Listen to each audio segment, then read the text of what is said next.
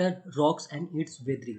तो जो mode of formation के हिसाब से जो रॉक्स होता है तीन मेन क्लास में डिवाइडेड है। तीन मेन क्लास के रॉक्स होते हैं, तीन टाइप के रॉक्स होते हैं। कौन कौन से रॉक्स होते हैं? इग्नियस रॉक्स होते हैं, सेडिमेंट्री रॉक्स होते हैं और मेटामॉर्फिक रॉक्स होते हैं। तीन टाइप के रॉक्स होते हैं। तो सबसे पहले इग्नियस रॉक्स होता है, जैसे ग्रेनाइट रहा, बसाल्ट रहा, डिओड्राइट रहा, गैब्रो रहा, साइनाइट रहा, ग्रेनोडियोराइट रहा, पेरिडियोटाइट रहा। तो टाइट, नाइट, राइट ऐसे जनरली ये होता है इग्नियस रॉक्स में होता है।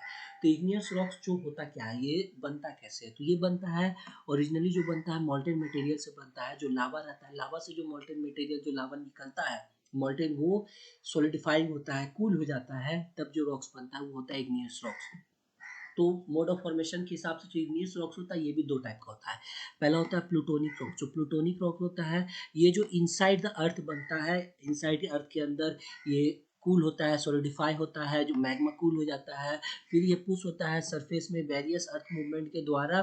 इस कूलिंग उसके तब ये सरफेस में आ जाता है। तो ये कूलिंग जो होता है इनसाइड, ये बहुत ही स्लो प्रोसेस होता है। और ये कूलिंग के समय जो ड्यूरिंग कूलिंग क्रिस्टल डेवलप होता है। तो रॉक्स फॉर्म्स वेयर क्रिस्टलाइन, जो क्रिस्टल डेवलप होने के कारण जो रॉक्स बनता है वो क्रिस्टलाइन टाइप के रॉक्स बनता है। और ये जो बहुत ज़्यादा अगर ये टाइम टेकिंग लेगा, जितना टाइम लेगा उतना बड़ा ये क्रिस्टल को फॉर्म करता है। तो ये किस टाइप का क्रिस्टल होता है? जैसे डिओराइट रहा, ग्रेनाइट रहा, सेनाइट रहा, गैब्रो रहा। तो इस टाइप का जो क्रिस्टल बनता है ये रहता है प्लूटोनिक के अंदर, जो कि इनसाइड द अर्थ बनता है। और जो आउटसाइड दी अर्थ बनता है, आउटसाइड कूलिंग होता है। जो कूलिंग होता है लावा का टेक्स प्लेस होता है यहाँ पे सरफेस में, अर्थ में। जाहिर सी बात है जब सरफेस में आएगा तो सरफेस के मुताबिक, इनसाइड के मुताबिक आउटसाइड ज़्यादा टेम्परेचर थोड़ा कम रहता है, जिसके कारण रैपिडली कूलिंग होता है, सॉलिडिफाइंग होता है मटेरियल का। ये वोल्केनिक रॉक भी कहलाता है। इसमें जैसे ग्लासी स्ट्रक्चर आ जाता है जिसके कारण।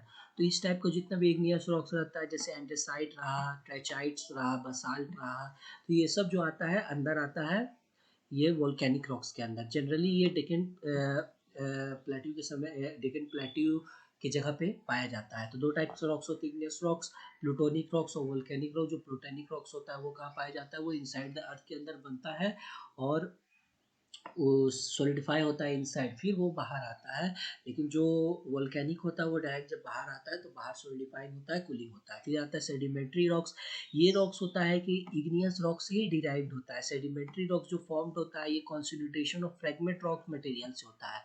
मतलब ये सीमेंटिंग एग्रीगेट, बहुत सारे जो टूटा हुआ जो रॉ मटेरियल रहता है उन सब से जो ये बनता है वो होता है सेडिमेंट्री रॉक्स, जो कि डिपॉजिट हो जाता है जैसे वाटर ग्लेशियर, ये सब जगह डिपॉजिट होने के बाद ये सब रॉक फॉर्म होते हैं। तो ये सब रॉक्स में आता है limestone, dolomite, sandstone, shale, conglomerate. तो इस टाइप के जितने भी रॉक्स होते हैं वो आते हैं सेडिमेंट्री रॉक्स के अंदर में। और ये सेडिमेंट्री रॉक्स जो होता है लगभग हर जगह, हर 5 में से 4 जगह आपको दिखेगा कि सेडिमेंट्री रॉक्स है सरफेस ऑफ द अर्थ में। लेकिन फिर भी जब ओवरऑल सेडिमेंट्री रॉक्स देखेंगे तो 5% से ज़्यादा नहीं होता है, सब जगह लिया हुआ रहता है ज़्यादातर इग्नियस रॉक्स के द्वारा। और ये बनता कैसे है तीनों रॉक्स का? यहाँ पे फॉर्मेशन या चार्ट से आराम से समझ सकते हैं। जैसे कोई लावा है, मैग्मा है, तो ये जो सॉलिडिफाइंग हुआ, कूलिंग हुआ तो इग्नियस रॉक्स बन गया। फिर इग्नियस रॉक्स जो वेटिंग हुआ, फ्रेगमेंटेड पार्ट, ये मूवमेंट हुआ।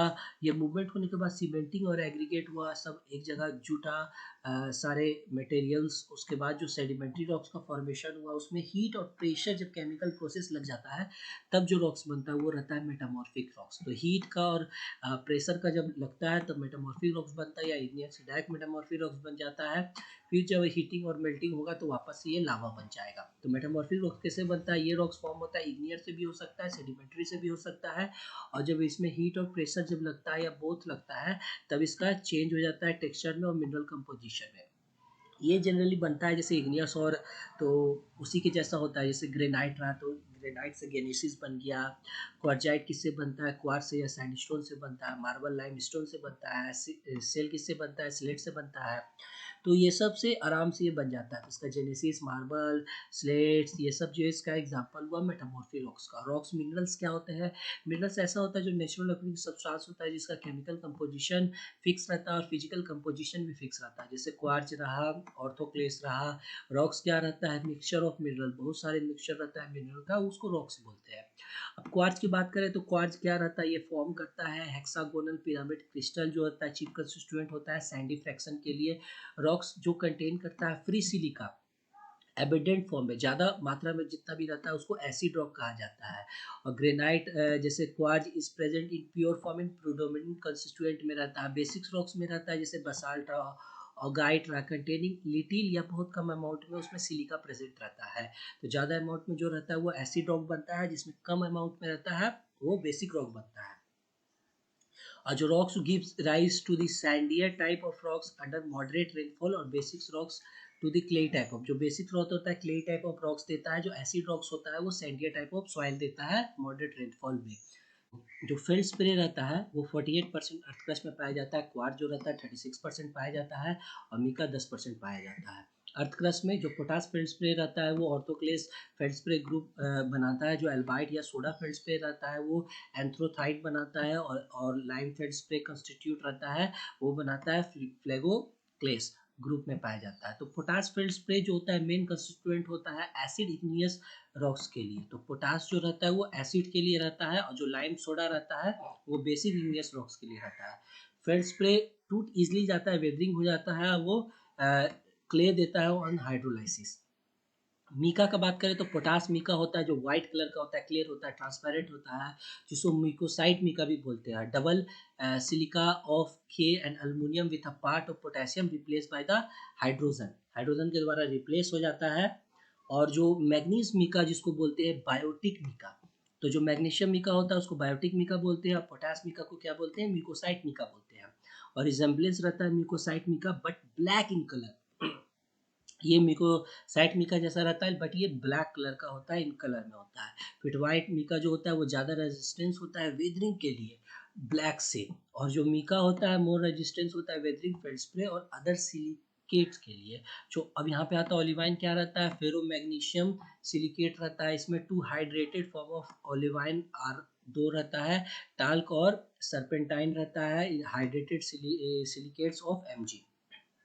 फिर टॉर्मेलिन जो रहता है इस बोरो एल्युमिनियम सिलिकेट कहा जाता है। फिर प्लांट न्यूट्रिशन का कुछ सोर्सेज है जैसे नाइट्रोजन का ऑर्गेनिक मैटर रहा, सिका कार्बामेट रहा, तो ये सब कुछ न्यूट्रिशन है और इसके सोर्सेज है जिससे ये डिराइव हुआ है। तो ये सब सोर्सेज जिससे ये डिराइव हुआ है। फिर प्राइमरी और सेकेंडरी मिनरल्स क्या होते हैं। प्राइमरी मिनरल्स डोमिनेट होता है क्लोसर फ्रैक्शन में, बड़ा फ्रैक्शन जितने भी है वो प्राइमरी मिनरल का होता है, generally sand, gravel, stone. Where secondary mineral होता है क्ले मिनरल होता है, जो फाइन मटेरियल होता है जैसे कि क्ले के लिए। एग्जाम्पल जैसे जितने भी प्राइमरी मिनरल है, क्वार्ज हुआ, मिकोसाइट हुआ, ऑर्थोक्लेस हुआ, बायोटाइट हुआ, तो ये सब हुआ प्राइमरी मिनरल के अंदर। सेकेंडरी मिनरल का क्या हुआ, हेमेटाइट हुआ, डोलोमाइट हुआ, कैल्साइट हुआ, जिप्सम हुआ, ये सब हुआ सेकेंडरी मिनरल के। वेरी स्लो वेदरिंग कौन होता है, most resistant to weathering minerals कौन होता है, जो वेदरिंग टूटता नहीं आराम से, हुआ क्वार्ज और मिकोसाइट। ये जल्दी टूटने वाला नहीं है। जो मॉडरेट रेजिस्टेंस रहता है और स्लोली वेदर्ड होता है उसमें फेल्डस्प्रे और बायोटाइट आता है। जो इजीली वेदर्ड हो जाता है वो ओलिवाइन हुआ, होमोब्लेड हुआ, तो कैल्साइट हुआ, तो ये सब होता है जो इजीली वेदर्ड हो जाता है। फिर रॉक्स का क्लासिफिकेशन हुआ, एसिड रॉक्स का हुआ जिससे सिलिका कंटेंट 65 से 70% तक हुआ। बेसिक रॉक्स कौन हुआ जिसमें 45 से 55 हुआ। और जो इंटरमीडिएट हुआ बीच का हुआ उसमें 55 से 65 तक सिलिका कंटेंट हुआ। तो वेदरिंग ऑफ रॉक्स की बात करें तो वेदरिंग एक जियोलॉजिकल प्रोसेस होता है जो एसेंशियली डिस्ट्रक्टिव इन नेचर होता है, जो कि फॉर्मेशन करता है सिंपल कंपाउंड का फ्रॉम दी सॉलिड रॉक्स और अर्थ क्रस्ट में। और जो रॉक्स होता है containing complex material were more easily weathered more easily, जितने भी कॉम्प्लेक्स मटेरियल जितना भी होता है वो आसानी से टूट जाता है। बेसिक इग्नियस रॉक्स होता है वेदर्ड होता है आराम से इग्नियस रॉक्स के मुताबिक, एसिड इग्नियस रॉक्स के मुताबिक में। और सेडिमेंट्री रॉक्स जो होता है ज़्यादा रेजिस्टेंस होता है वेदरिंग्स के इग्नियस और मेटामॉर्फिक रॉक्स के मुताबिक। जो लाइमस्टोन होता है वो इजली वेदर्ड हो जाता है सैंडस्टोन के मुताबिक। इसमें है कि जो मैकेनिकल ब्रेकडाउन के कारण जो रॉक्स बनता है वो, जैसे the mechanical breakdown of the rocks is refers to as the weathering of rocks and the chemical और biological takes place may be taken to constitute the formation of rocks. तो chemical और breakdown के कारण, physical और chemical breakdown के कारण जो होता है फॉर्मेशन ऑफ द रॉक्स होता है।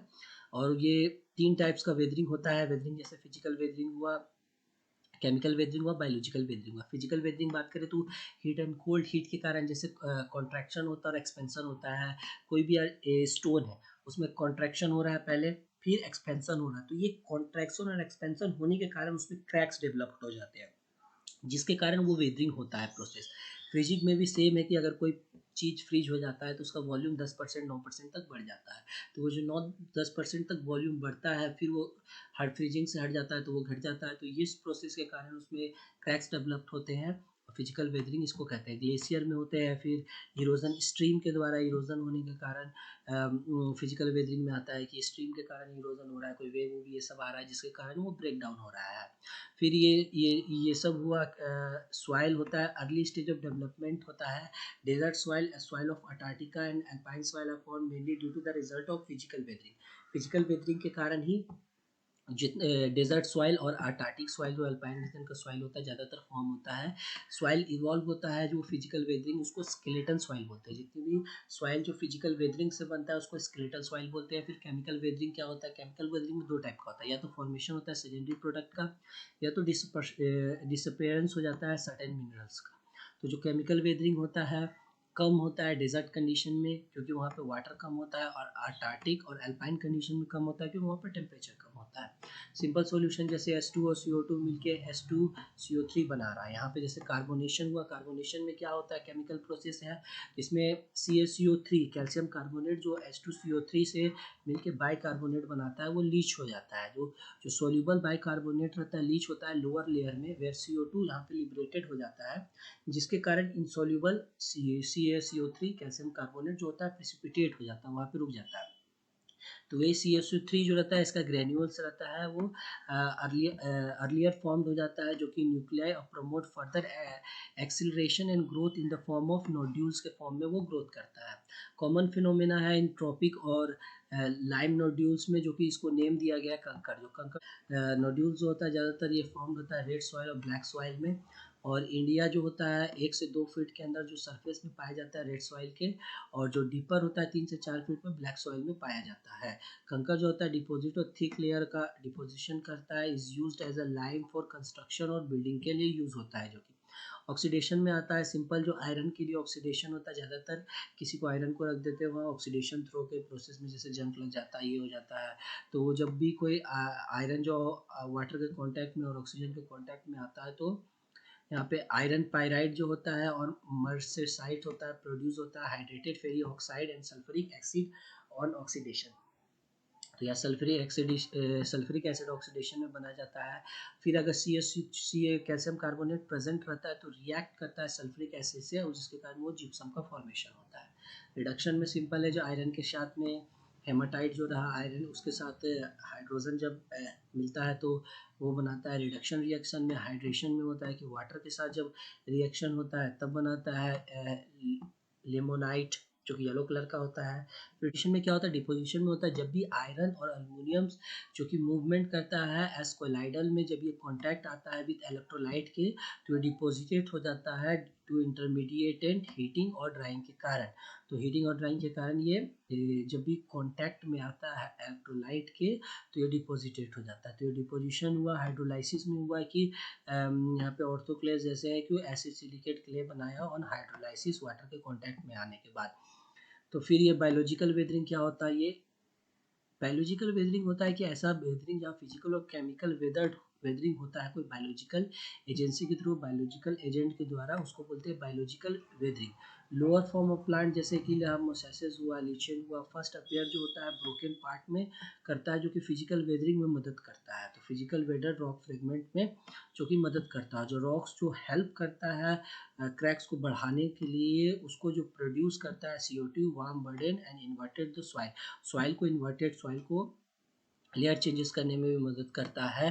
तो ये सब होता है बायोलॉजिकल वेदरिंग में। बायोलॉजिकल वेदरिंग सिंपली क्या होता है? ऐसा वेदरिंग जो फिजिकल और केमिकल वेदरिंग में कोई बायोलॉजिकल एजेंसी, बायोलॉजिकल एजेंट जो मदद कर रहा है उसको बोलेंगे बायोलॉजिकल वेदरिंग। तो बायोलॉजिकल वेदरिंग में जैसे कि मोसेसिस रहा, लाइकेंस रहा, तो ये सब जो होता है ब्रोकन में जाके जो फिजिकल वेदरिंग में मदद कर रहा है तो ये सबको बोलेंगे वेदरिंग प्रोसेस। फिर डेवलपमेंट ऑफ मिनरल प्रोफाइल जो होता है वो जनरली 3 चीज़ में डिपेंडेंट रहता है, 3 चीज़ का पॉसिबिलिटी रहता है। जहाँ पे बहुत बारिश होता है, अंदर ह्यूमिड कंडीशन, एज अ वहाँ पे जाहिर से ज़्यादा बारिश बहुत ज़्यादा हो रहा है तो वहाँ पे लीचिंग हो जाएगा। लीच होगा सर्टेन कंस्टिट्यूएंट जो कि आइदर डिपॉजिट हो जाएगा लोअर हॉरिजॉन में और कंप्लीटली रिमूव हो जाएगा ड्रेनेज के कारण, क्योंकि वो लीचिंग हो रहा है तो वह तो या तो डिपोजिशन होगा लोअर लेयर में या तो वो ड्रेनेज से वो रिमूव हो जाएगा, क्योंकि वाटर वाटर वहाँ पे बहुत है। और ऐसा जहाँ पे एरिड कंडीशन जब वाटर नहीं है तो जाहिर सी बात है जो डिपोजिशन ऑफ मटेरियल में अगर हो जाएगा, डिपोजिशन हो जाएगा, क्योंकि वहाँ पे उसको वॉश आउट करने के लिए कुछ नहीं होगा और क्लासिफिकेशन टेक्स प्लेस और depth as classification takes place, तो वहाँ पे deposition of many minerals occur हो जाता है। तो और प्रीवियस सब सॉइल लेयर जो किसी चीज़ से अफेक्टेड नहीं होता है, ऐसा सब लेयर सब सॉइल लेयर जिसको किसी चीज़ से अफेक्टेड नहीं होता है, खुद ही रहता है। वहाँ पे वाटर क्या होता है, लेटरली मूव्स करता है हॉरिजॉन्स में, हॉरिजॉन्स ऑफ इम्पोर्टेंट में। तो ऐसा सब सॉइल लेयर जो किसी चीज़ से अफेक्टेड नहीं है, मतलब ज़्यादा वहाँ ना पानी है ज़्यादा नहीं है, तो ऐसा में वो लेटरली वाटर का मूवमेंट होता है उस जगह पे। और chemical composition of earth crust ये काफ़ी ज़्यादा इंपॉर्टेंट, कई बार एग्जाम में भी पूछ चुका है, जैसे कि ऑक्सीजन का 49.2% रहता है, एसआई में 25% रहता है, अल्मोनियम में 7.5, आयरन में 4, लगभग कैल्शियम में मैग्नीशियम में 1.93। तो इसी के साथ जो चैप्टर खत्म हुआ। Thank you.